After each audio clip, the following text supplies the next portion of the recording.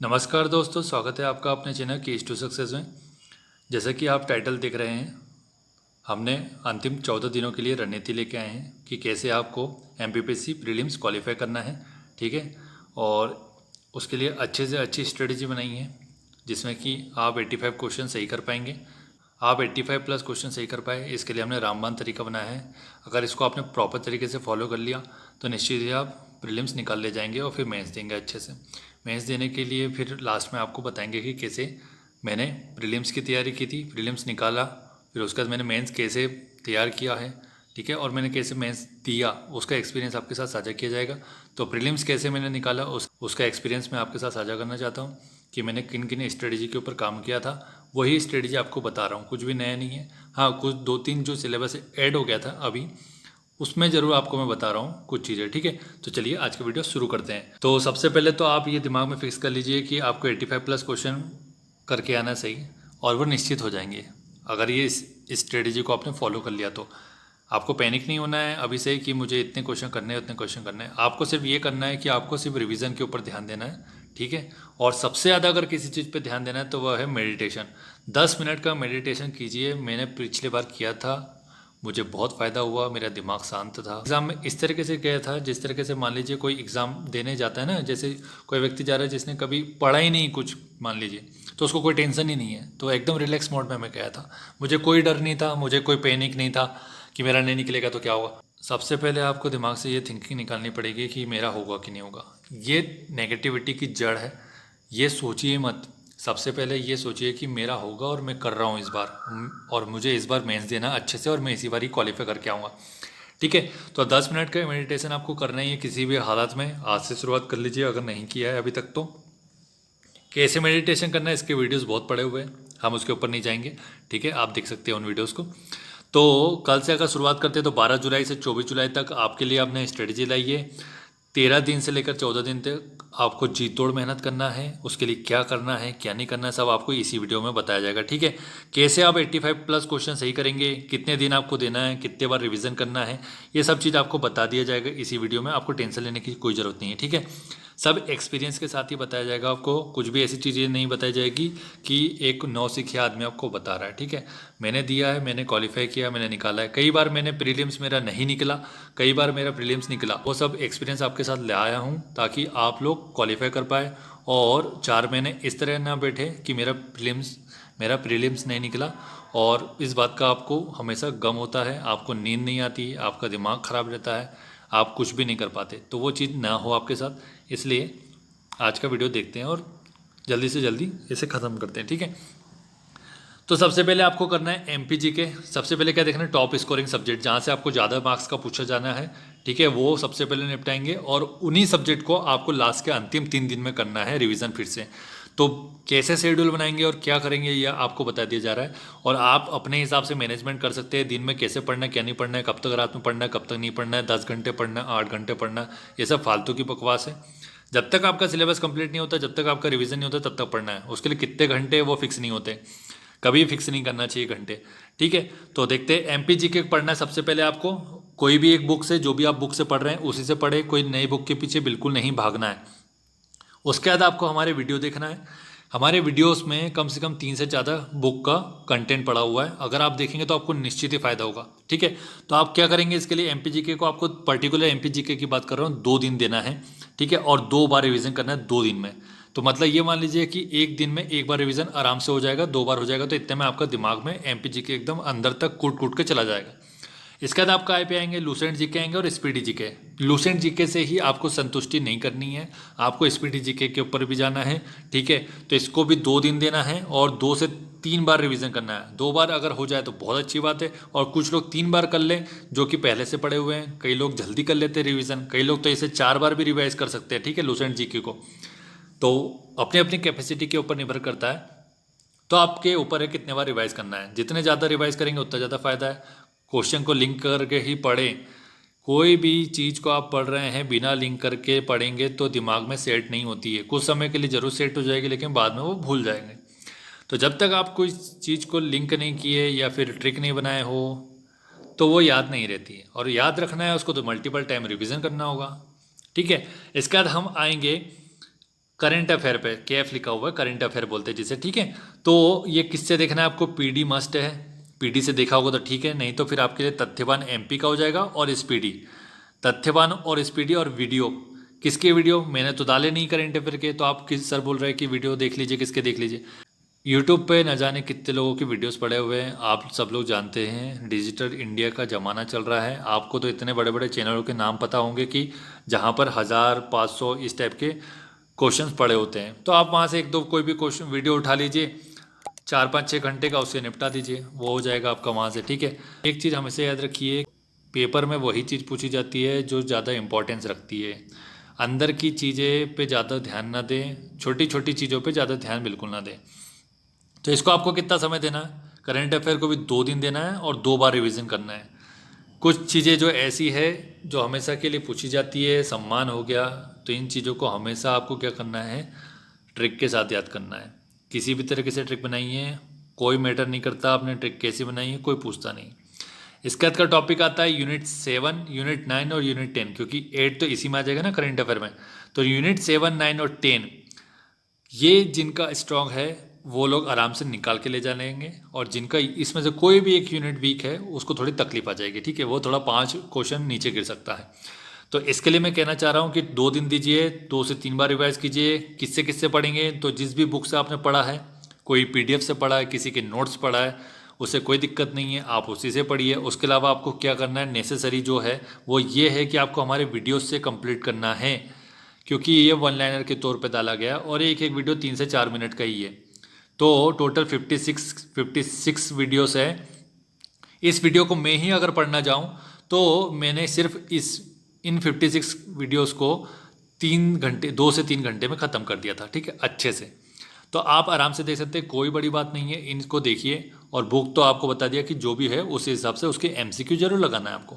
कोई बुक है आपके पास इसकी तो आपको उसके एमसीक्यू लगाना है, ठीक है। तो ये टॉप स्कोरिंग सब्जेक्ट थे। अगर इनके ऊपर आपने काम किया प्रॉपर तरीके से और इनके जो क्वेश्चन है, इनका जो कंटेंट आपके दिमाग में प्रॉपर तरीके से सेट हो गया, तो निश्चित ही आप निकाल के ले जा रहे हैं। आपको ज़्यादा लोगों से किसी से ना तो बात करनी है ना कुछ पूछना है। अब किसी से कुछ भी पूछने की ज़रूरत नहीं है।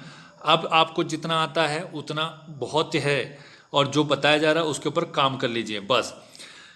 स्ट्रेटेजी इसलिए किसी की भी सुनी जाती है कि अगर मैंने जो पर्टिकुलर किसी ने स्ट्रेटेजी बनाई है, जो भी एग्जाम देने जा रहा है, तो उसमें अगर किसी चीज़ की मिसिंग हो गया, कोई टॉपिक मिस हो गया, तो वो किसी की स्ट्रेटेजी में से निकाल के ले लें। मैं क्या करता था, मैं 3-4 लोगों की स्ट्रेटेजी देखता था और उसमें से जो मेरा काम का लगता था मैं उसको ला करके अपनी स्ट्रेटेजी बना लेता था। तो आपको भी ऐसे करना है, स्ट्रेटेजी देखिए 1, 2, 3 जो भी आपको अच्छे लगते हो चैनल, उनकी देखिए, उसके हिसाब से आपका शेड्यूल बनाइए, आपका एक स्ट्रेटेजी प्लान बनाइए, आप कैसे काम करेंगे, आप क्या नहीं करेंगे, उसके ऊपर काम कीजिए, ठीक है। यहाँ पर हम आपको वो चीज़ बताते हैं जो चीज़ हम गलती करके आए थे और जो चीज़ नहीं करके आए थे। तो आपको इसमें सारी मिस्टेक्स भी बताई जाएगी, लास्ट में मैंने क्या मिस्टेक्स करी थी और मैंने किस चीज़ों को सुधारा था जिससे मेरा प्रीलिम्स निकला था।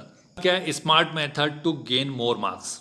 अब ज़्यादा मार्क्स लाने के लिए आपको क्या स्मार्ट मेथड यूज़ करनी है। सबसे पहले अगर आपको कुछ चीज़ें उठानी है तो 15 ईयर्स का प्रीवियस ईयर का पेपर का क्वेश्चन ना आपको कम से कम 2 बार निपटाना है। यहाँ से आपको 5 से 6 क्वेश्चन मिल सकते हैं और यही क्वेश्चन आपको बढ़त दिलाने वाले हैं किसी भी व्यक्ति से। तो ये मस्ट चीज़ है।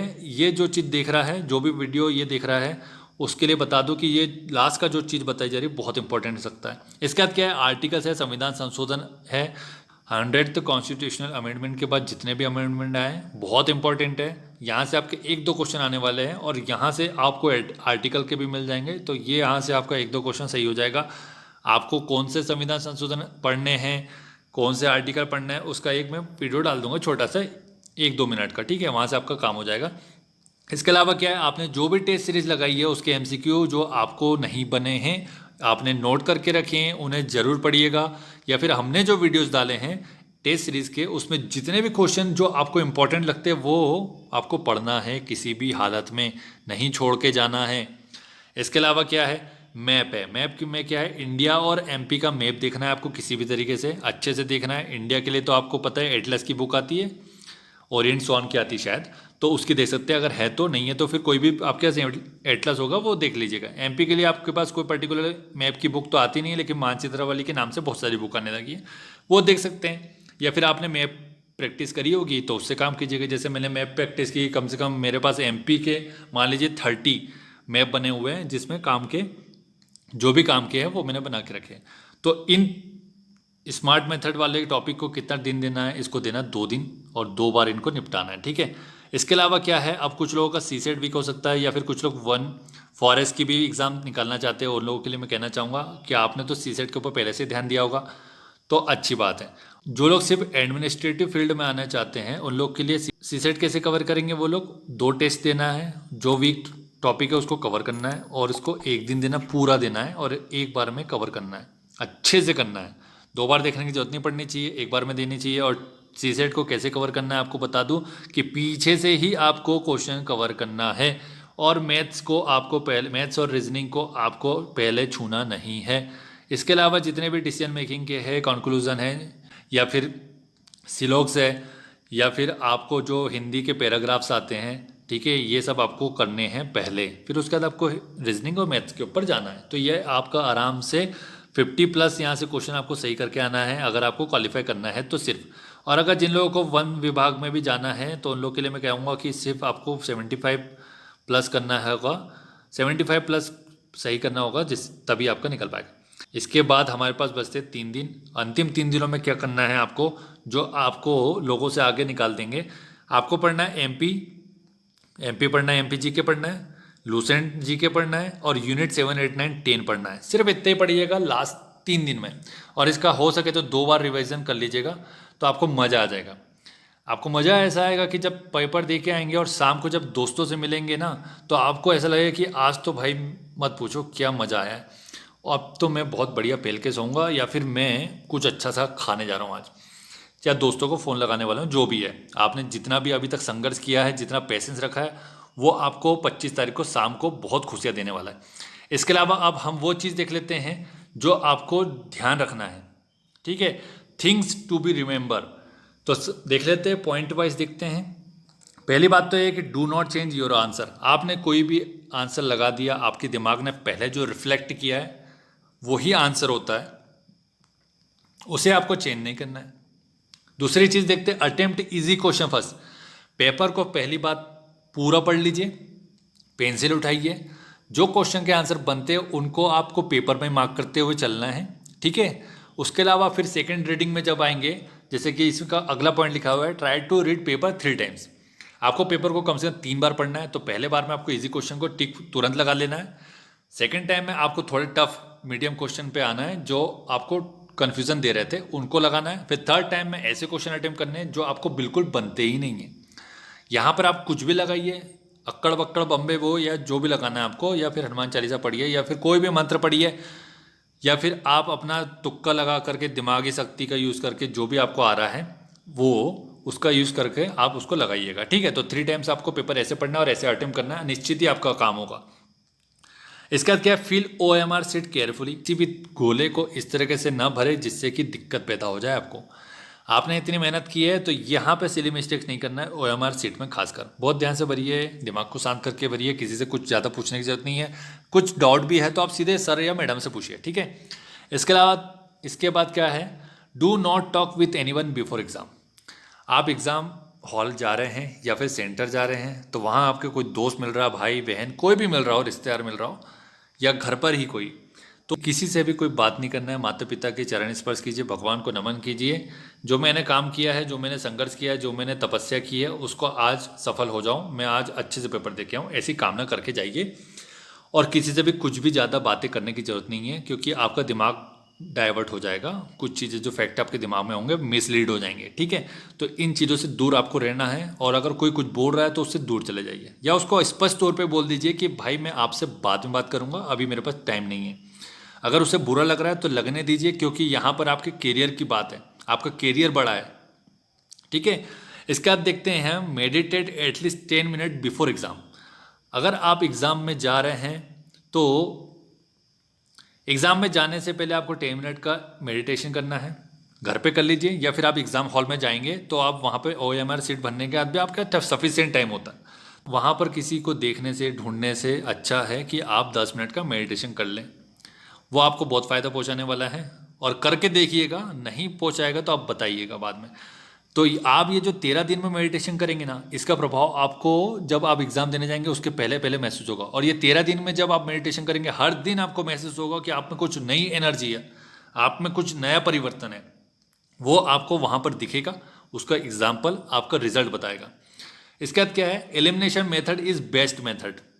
तो कुछ भी क्वेश्चन, अगर कोई क्वेश्चन ऐसा है जो आपको बिल्कुल नहीं बनता है, तो उसको एलिमिनेट करने की कोशिश कीजिए। उसके आसपास की चीज़ सोचना है आपको कि इसका क्या हो सकता है, क्या नहीं हो सकता है। वहीं पर दिमाग लगाना है जहाँ पर लगाने की ज़रूरत है। मतलब जो क्वेश्चन बिल्कुल नहीं बनता है, वहाँ आपको एलिमिनेशन मेथड यूज़ करना है। ठीक है, कोशिश करिए उसके आसपास की चीज़ों को सोचने की, क्योंकि आपने प्रीलिम्स और मेंस के हिसाब से पढ़ा होगा, या मेंस के हिसाब से नहीं भी पढ़ा है, प्रीलिम्स के हिसाब से भी पढ़ा है, तो आपने ज़्यादा डीपली पढ़ा होगा। क्योंकि आपको पता है कि सिलेबस काफ़ी इन्होंने काफ़ी बड़ा कर दिया था, अंदर अंदर घुस घुस के सिलेबस निकाला है, तो आपने काफ़ी अंदर तक पढ़ा होगा। तो वहाँ पर आपको चीज़ों को ले जाना है उस क्षेत्र के आसपास जिस क्षेत्र से ये क्वेश्चन पूछा गया, तो आपका निश्चित सही होने की संभावना बन जाती है। और इसके अलावा मैं एक और चीज़ बता दूँ आपको कि मान लीजिए अगर एलिमिनेशन मेथड के अलावा बता रहा हूँ मैं, अगर जो क्वेश्चन नहीं बनते, जैसे मान लीजिए ABCD, इसमें से मान लीजिए अगर एक ऑप्शन आप जब OMR शीट भर लेंगे तो उन क्वेश्चन को छोड़ दीजिए जो बिल्कुल नहीं बनते। उसके बाद आपको देखना है कि कौन से ऑप्शन का सबसे ज़्यादा रिपीटेशन हुआ। जैसे मान लीजिए A50+ जो क्वेश्चन के आंसर है वो ए है, तो आपको जो भी एलिमिनेशन मेथड वाले क्वेश्चन है, जो भी मान लीजिए 10 क्वेश्चन ऐसे जो बिल्कुल नहीं आ रहा है, तो वहां पर आपको ए ही लगाना है। किसी भी कीमत पर ऑप्शन बदलने की जरूरत नहीं है।